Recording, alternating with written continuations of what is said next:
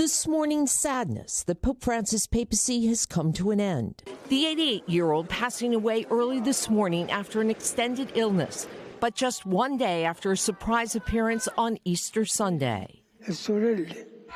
Francis was the people's pope, reaching out, embracing, including the sick, the poor, the forgotten, pushing himself even as he became visibly frail, needing a cane and a wheelchair. Austin Ivory co-authored a book with Francis. For him, being Pope is all in, and that means encountering people. He's performing the gospel, and without that, for him, there's no 20% papacy for him. In more than a decade as Pope, Francis moved the Catholic Church away from the culture wars and back to its original mission of love and mercy, throwing open the doors of the Church to all. When he was elected in March 2013, few imagined he would be a transformative figure, preaching with actions and words. Saying, "Who am I to judge?" when asked about a gay priest at his first in-flight press conference. Declaring, "I am a sinner." Accusing the Vatican bureaucracy he sought to reform of spiritual Alzheimer's, a plain-spokenness not always welcomed by church officials. A dramatic shift in style from his predecessor, Benedict XVI, who lived just steps away. If any one word can define the papacy of Francis, is that it was very polarizing within the church, particularly because for 10 years of that papacy, former Pope Benedict was still alive. The son of Italian immigrants, Francis was born Jorge Mario Bergoglio in Buenos Aires, Argentina. He studied to be a chemist, but was called to be a priest, rising through the ranks of the church to Cardinal of Buenos Aires, riding the subway, becoming the bishop of the slums, bringing to Rome a humility that would define his papacy, rejecting the Vatican's luxuries for a simpler style. He traveled to 67 nations, including a triumphant visit to the United States in 2015. Cardinal Timothy Dolan was the Pope's host in New York. He loved New York. He had never been here, and he was kind of mesmerized by the size, and he was very, very moved by the enthusiasm of the welcome. Francis was the first pontiff to address a joint meeting of Congress. The land of the free and the home of the brave. Urging lawmakers to apply the golden rule to those seeking a better life in the U.S. Let us treat others with the same passion and compassion with which we want to be treated. Yet Francis' tenure could not escape the scourge of child sex abuse. Shocking revelations in the U.S. and around the world led Francis to toughen church laws against such abuse to better protect children and vulnerable adults.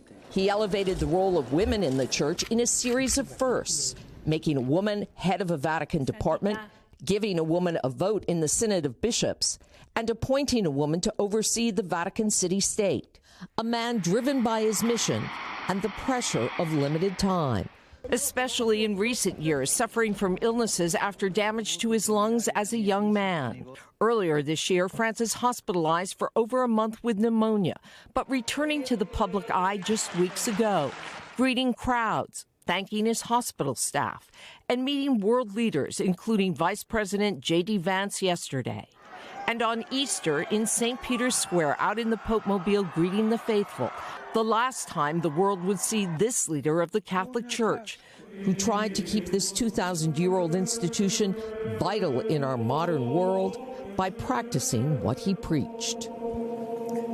So we have a modern church, but also all of these ancient rites and rituals that we're about to see unfold, the mourning of Pope Francis and then the choosing of a successor. Right. And the first thing that will happen is the papal funeral, and that occurs usually 4 to 6 days afterwards. What will be different this time is that Francis streamlined the funeral. He didn't want it to be a funeral for a monarch or a great important man in the world. He wanted it to be for a pastor. So some of the pageantry that we saw when St. John Paul II died, will be missing. And then he is not going to be buried in the Vatican as St. John Paul II was and as Pope Benedict was. He's going to be buried at Basilica Santa Maria Maggiore. My Italian's not very good. And it is there he wanted to go. And you see that is the basilica where he goes to pray before the picture of the Blessed Virgin, the Mother of Christ. And he did that before and after every trip. And he also did that when he left the hospital the last time. And it happens to be the church where St. Ignatius Loyola, the founder of the Jesuits, Pope Francis' order, said his first Mass. So there's lots of significance in that.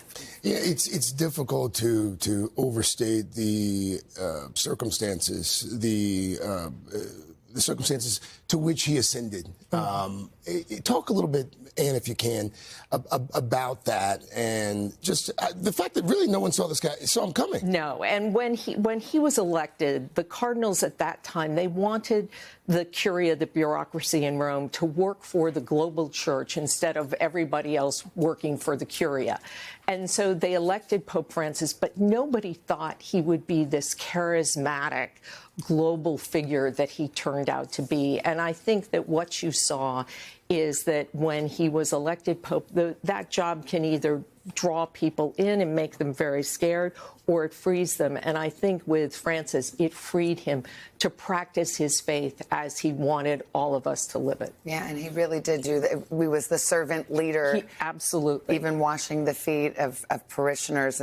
A lot of prisoners. Moments. Yes, yeah, I mean, I think that was when on Holy Thursday we saw him make a trip to a jail in Rome. He couldn't wash the feet. He wasn't well enough to do that, but he spent 30 minutes with them. He wanted people to remember those on the periphery of society and not forget them.